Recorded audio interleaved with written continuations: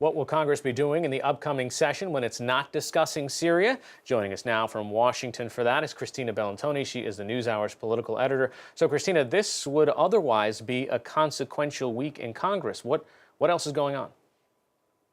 Well, there are a lot of things on Congress's plate. When they left for an August recess, one of the things that we thought the House would be turning to is immigration reform. The Senate passed by an overwhelming bipartisan majority a comprehensive bill. Lawmakers on the House side are not as in favor of a comprehensive approach, so they were going to put some piecemeal pieces of legislation on the floor to start considering those that might address the visa system, and that would get people closer towards some sort of compromise package. That's not going to happen, especially given what's happening with Syria. But the other major piece of this is spending, the debt, the deficit, and what they're going to do about funding the government. Right. One of the folks that we spoke to on Facebook a while back was asking about what about the government shutdown? Why isn't anybody talking about that? What do we have, 9 days or so left when they get back? Exactly. So Congress will have 9 working days, and what they need to do is come up with what's known as a continuing resolution. This is because of a divided government. They don't actually have an ability to pass a real budget that keeps the government funded and looks at different levels of spending for different agencies. Instead, they have these short-term resolutions, usually that are in place for 1 year, but that's been getting shorter and shorter. This is the 3rd time we've had such a big argument about how to fund the government.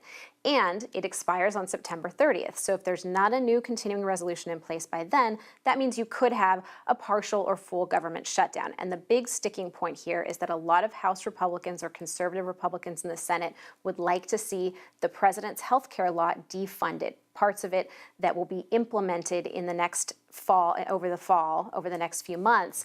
They can take away the funding for that. And so that's where the fight lies. If that isn't agreed to by that September 30th deadline, it could be a real fight. In addition to that, you've got the limit for what the government can spend on its debt, and that is coming to pass very soon. And so that's all getting lumped into one big argument about spending. Okay, so a little bit about this Obamacare push, again, to try to repeal it again. It's been attempted many different times. Why now?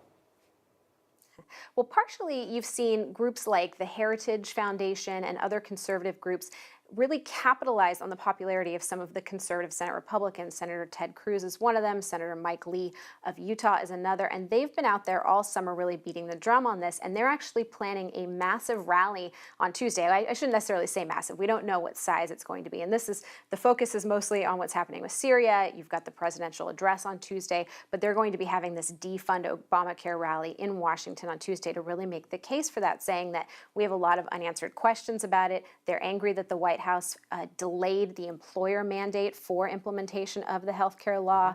And what they're really trying to do is choke it a little bit so that it doesn't get fully implemented. Meanwhile, Democrats are using this as a major campaign issue as well. Christina Bellantoni, political editor of the PBS NewsHour. Thanks so much. Thank you.